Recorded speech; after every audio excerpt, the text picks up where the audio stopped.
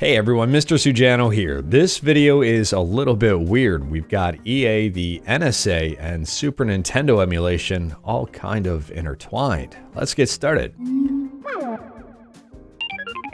Alright, to kick things off, today Vice published a very interesting article, a very unusual article. It's titled, "Programmer Uses NSA Tool to Liberate Legendary Super Nintendo Emulator from EA." It's written by Ernie Smith, and I'm going to leave a link to it in the description below. I highly recommend checking it out. Now, a while back here, maybe a little bit more than a while back here, about 24 years ago, the first freeware NES emulator was released. It was called SNESticle, and it was programmed by, I'm going to butcher this name, but Ernie. Now, fast forward to 2005 here, and we've got Fight Night Round 2.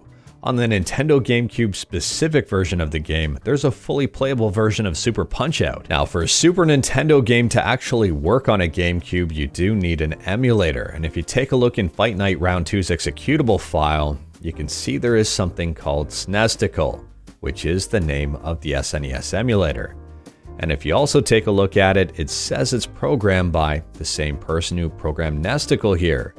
I'm going to butcher this again, so I apologize, Ernie. Now, while it was pretty cool to find out SNESticle actually existed, there was no real way to pull it out of the game.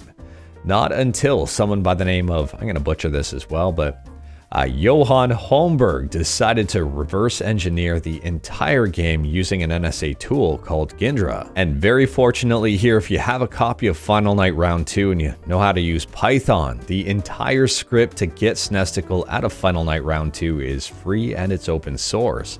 It's right here on GitHub. I'll leave a link to it in the description below. In terms of game compatibility, on the plus side, SNESticle will run more games than just Super Punch-Out. But on the downside, it won't run any games using the Super FX chip, so nothing like Star Fox or Yoshi's Island. In terms of quality here, it's a little bit too early to tell, but I think it's pretty safe to say it won't be near as good as what we have today.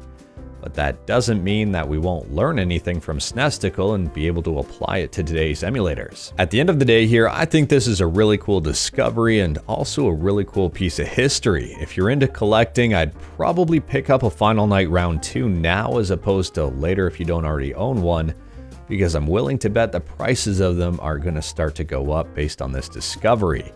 Or maybe you already own one and already have a ROM ready to go. Anyways, that is all I've got for this video. Let me know your thoughts on this entire situation in the comments below. Let me know your thoughts on NESticle and also SNESticle in the comments below. If you like this video, leave a like. If you didn't like this video, leave a like. Hit that subscribe button. Check out my other videos. Thank you, everyone. Take care.